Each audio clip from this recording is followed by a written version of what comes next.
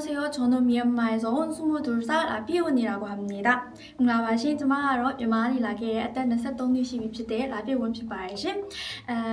구 코리아 영리야 나니 12피요 코리아 아이돌 K-pop 아이돌 피치네အတွက်ကြောင့် 구 피플랜의 게리 말라비요 아까네အဆိုတင်ကြနေတဲ့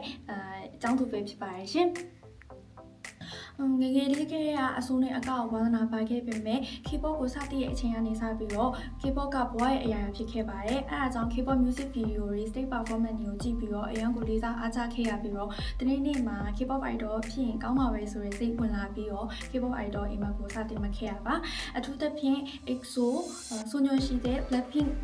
သူတို့ရဲ့မူတွေတွေကိုအများကြီးကြည့်ပြီးတော့အရန်ကိုအားကျခဲ့ရပါတယ်။အဲဒါကြောင့်ပဲ K-pop idol ဖြစ်ဖို့အတွက်ကိုရီးယားကိုလာပြီးတော့စဉ်းစားနေရပဲဖြစ်ပါတယ်ရှင်။ကျမကတော့ Blackpink ရဲ့ Roche ကိုအရန်ကိုသဘောကျပါတယ်။ဘာဖြစ်လဲဆိုတော့ Roche ကရုပ်ပိုင်းဆိုင်ရာမှာလည်းအရန်ကို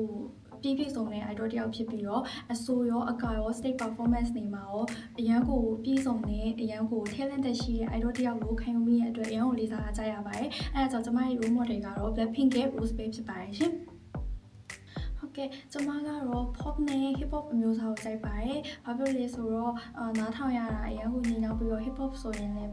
စိတ်ကိုအားတက်စေပါတယ်။အဲဒါကြောင့် Blackpink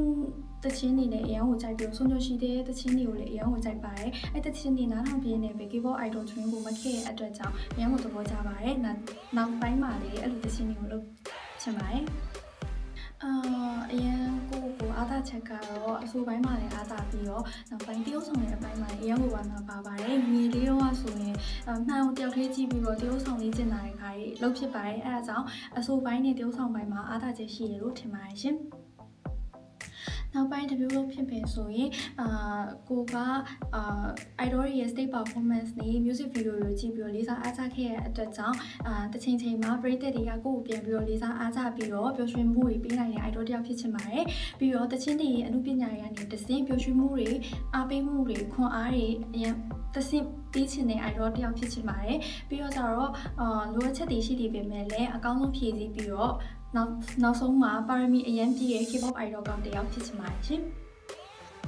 နောက်ဆုံးအနေနဲ့ကတော့အရင်က K-pop idol ဆိုတဲ့အိမ်မက်ကိုမခဲ့ပေမဲ့အရန်ကိုကိုနဲ့အလှမ်းဝေးလို့ထင်ခဲ့ရပါတယ်။ဒါပေမဲ့ဒီ P-plan နဲ့ကိုတွေ့ပြီးတဲ့အချိန်မှာဒီမှာစပြီးတင်တာနေစပြီးတော့ K-pop idol ဆိုတဲ့အိမ်မက်ကကိုနဲ့အရန်ကိုမိတက်တယ်လို့ခံစားရပါတယ်။ပြီးတော့အိမ်မက်လမ်းကြောင်းပေါ်မှာတကယ်ရောက်ရှိနေရလို့လည်းခံစားရတဲ့အတွက်ကြောင့်အရန်ကိုအားတက်မိပါတယ်။နောက်ပြီးတော့ဒီတင်တဲ့ဆရာမတွေက vocal ပိုင်းနဲ့ dance ပိုင်းတွေမဟုတ်ဘဲနဲ့စိတ်ပိုင်းဆိုင်ရာရုပ်ပိုင်းဆိုင်ရာတွေကိုအကုန်လုံးလေ့ကျင့်ပြင်ကြားပြီးတော့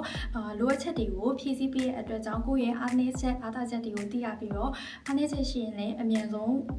တက်မြောက်လွယ်ပြီးတော့နောက်ပိုင်းမှာအရေးချင်းပြည့်ဝတဲ့ idol တယောက်ဖြစ်တပြုလို့ချင်ပါတယ်ရှင်။감사합니다. 잘 부탁드립니다.